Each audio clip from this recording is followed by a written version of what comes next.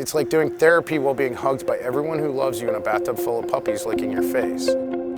4 years ago, this veteran took ecstasy for science.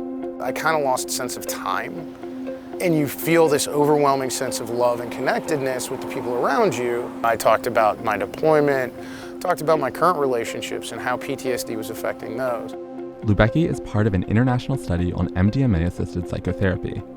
MDMA is the active ingredient in ecstasy, and these studies could make it available by prescription as early as 2021. He now works with an organization advocating for MDMA research and says the treatment changed his life. Right now, I can't tell you if I have PTSD or not, but it has such a low impact on my life that I can lead a normal life.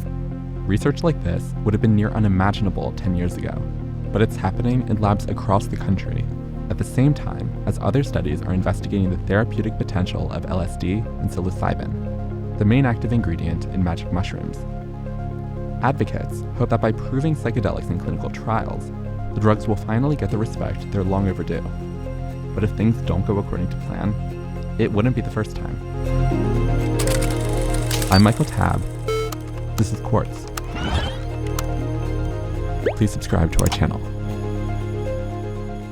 I think most of us assume that psychedelics were kind of a creation of the 60s, the 1960s.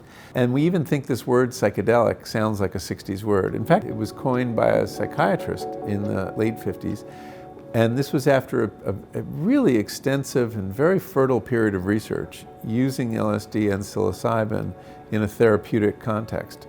Michael Pollan is a journalist/food guru known for writing about our relationship with what we eat. 5 years ago, he started researching a book on psychedelics, and he discovered that scientists have been interested in the drugs since long before popular culture reduced them to Dayglow art. The FDA even made a video about it. And this is where we aim for the so-called psychedelic experience. There were 6 international conferences on LSD between 1950 and 1965. These were not like hippie conferences. These were like serious academic conferences. And I went back and started looking, and I was shocked to find that there had been 1,000 peer-reviewed papers in this period, 40,000 research subjects, so it had been given to a lot of people. The results from these early experiments were pretty incredible. LSD was curing alcoholism in half of patients, and depression in nearly 2/3 of patients. They were being hailed as wonder drugs. But the drugs were so easy to get, they weren't just being used for research. Researchers were also passing them to movie stars and artists at dinner parties. One researcher who got the most press for this was Timothy Leary. Leary was a psychology lecturer at Harvard until the school dismissed him amid controversy over giving drugs to students and him not showing up to teach. But that just made him louder, and his speeches made the news. He becomes an evangelist. Drop out of high school, drop out of college, turn on, tune in, drop out. And he's basically telling everybody to take the drugs, which was very threatening to parents especially, but to President Nixon too, who really believed that psychedelics was sapping the will of American boys who were refusing to fight, which is unheard of. And in fact, he called Timothy Leary the most dangerous man in America for that very reason.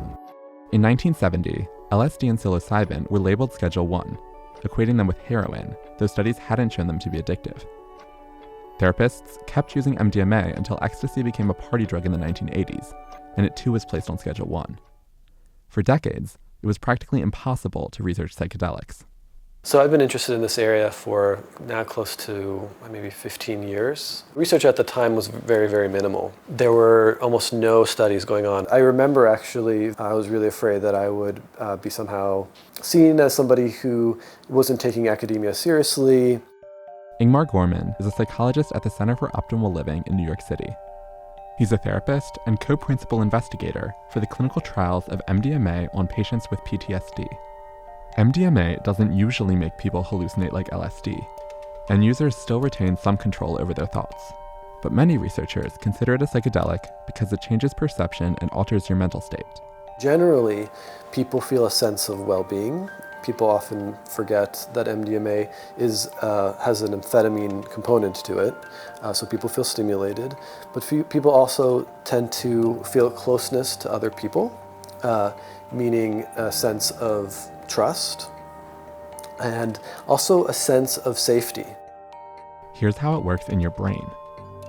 MDMA releases norepinephrine, raising heart rate, serotonin, giving a sense of well-being, and dopamine, which increases energy. It may also release oxytocin, helping people bond with others, and it suppresses activity in the amygdala, which processes fear. Other psychedelics, like LSD, psilocybin, and DMT, act on a different pathway, and mostly just affect serotonin. For therapy, those drugs may work by smashing people out of normal thought patterns, which can be effective for treating issues like depression or addiction. MDMA, meanwhile, helps break down barriers between patients and their therapists, ideally making therapy more effective. Mdma-assisted psychotherapy, though, is more complicated than just giving people MDMA.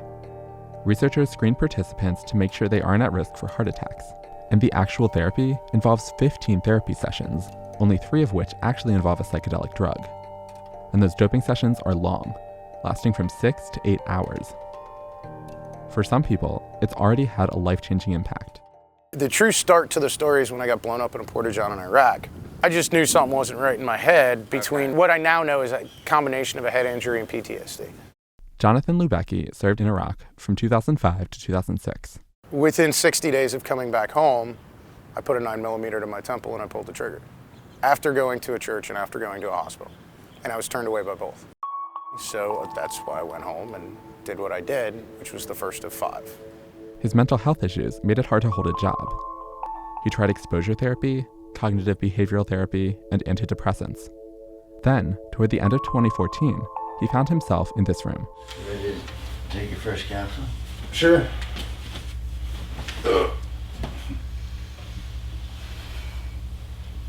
Between fall 2014 and spring 2015, he took 3 doses of just under 200 milligrams of MDMA. Is that good? Since undergoing therapy, Lubecki's suicidal thoughts are gone. In his last evaluation in 2016, his depression had diminished by 2/3, and his PTSD symptoms by half. He went from taking 42 pills a day to just 2. We get to spend more family time together. A lot of times it used to be, hey, I want to do this. Oh, wait, we can't because, there's going to be big crowds or there's going to be fireworks or there's going to be this or that. And now that's not as much a consideration. Of the people who've undergone MDMA-assisted psychotherapy for PTSD, most stopped meeting the criteria for the disorder after their second dosing session. It was more than twice as effective as a placebo. Those results are preliminary, but promising. Still, researchers say people shouldn't take them as a go-ahead to start taking ecstasy on their own. What you buy on the street is rarely pure MDMA, and the drug can cause panic attacks or heart damage. People are also at risk of hurting themselves while their judgment is impaired. People are feeling more vulnerable, more raw, and in that way sometimes we say that it can feel worse before things get better. But we're equipped as therapists to work with those experiences. We see it as part of the process. Risks aside, many people are seeking out psychedelics for themselves and talking about it publicly, like Michael Pollan, who tried LSD, psilocybin, and DMT to understand what had people so enraptured. I had an experience in my garden on psilocybin where I was like, oh my God, these plants are aware, they're conscious, they're returning my gaze. And I felt like their presence in a way I never had before. Here's how he describes it in his book. In one way, I knew this scene well, the garden coming briefly back to life after the heat of a summer day has relented, but never had I felt so integral to it. The flowers were addressing me as much as the pollinators, and perhaps because the very air that afternoon was such a felt presence, and so this deepened my relationship to plants like nothing else that I've done. Pollan says his own experience, along with his research, has convinced him that the drugs are incredibly useful, but should also be taken carefully, and that the priority should be using them as treatment for those who need it most. Do you worry about a second moral panic? Yeah, I think there is a chance that you could have a backlash. As these trials scale up, more people get involved. Plus you have the underground where many, many people are using psychedelics.